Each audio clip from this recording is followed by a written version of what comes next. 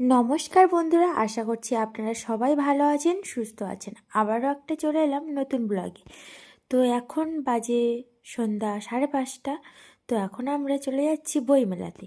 জীবনে প্রথমবার বইমেলা যাওয়ার একটা অন্যতম আনন্দই বলতে পারো। তো কোনো দিন যাইনি বইমেলাতে। তো প্রতি বছর তো ডিসেম্বরের দিকেই হয়। তো এবছরও ডিসেম্বরের 12 থেকেই শুরু হয়েছে সোনারপুর বইমেলা।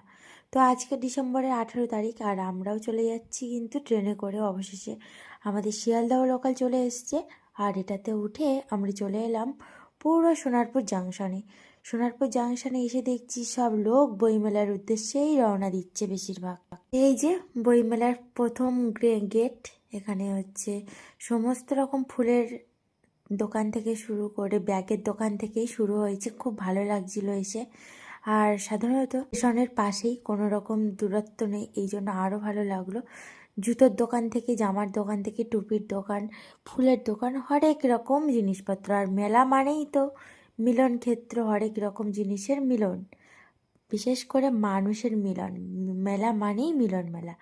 এখানেই দেখো বই মেলার একটা অন্যতম গেট করা রয়েছে। আর আমরা চলে এসেছিলাম বইয়ের স্টলে।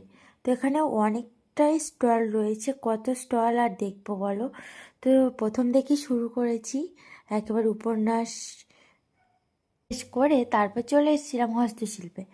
হস্তশিল্পে এখানে বিভিন্ন রকম হাতের কাজের কারুকার্য ছিল। যেমন যে কোনো কুর্তি বা চুড়িদারের উপরে হাতের যে সুতোর কাজ করা থাকে সেটাই ছিল। তারপরে হাতের বানানো কানের দুল, কসমেটিক্স সবগুলোই। তারপর চলে এসেছি ফুড পার্ক। আর ফুড পার্কে এসে কী খাবো সেটা নিয়ে ভীষণ কনফিউজড। এখানে এসেই আমি আর জাস্ট নিজেকে কন্ট্রোল করে রাখতে পারিনি, হরেক রকম খাবার এখানে নিয়ে নিচ্ছি। প্রথমে পাপড়ি চাট। পাপড়ি চাট থেকে ভাবলাম প্রথমটা শুরু করি, আর কি আর করবো বলো, পাপড়ি চাটটাই বেটার লাগে সব থেকে। আর এখানে পাপড়ি চাটগুলো একদম ফ্রেশ ছিল, কোনো রকম নরম ছিল না, খুব সুন্দরভাবে। তারপর চলে এসেছিলাম বিজ্ঞান পার্কে। এখানে এসে আমরা প্রায় 9:30টার দিকে এসেছি, তো দেখছি সব বন্ধ প্রায়। তো বিজ্ঞান পার্কে তেমন কিছুই ঘোরা হয়নি, কিন্তু বড় ভিডিওতে ডিটেলস আছে, সেটা কিন্তু কিছুদিন পরই আসছে শনিবারে। তো তোমরা কিন্তু অবশ্যই চোখ রাখবে। কে বা কারা যাননি বা যাওনি মেলাতে, অবশ্যই কিন্তু সোনারপুর বই মেলা থেকে অবশ্যই ঘুরে এসো। বিভিন্ন রকমের বই বই জাস্ট পড়ে সময় পাবে না বাড়ি ফেরার।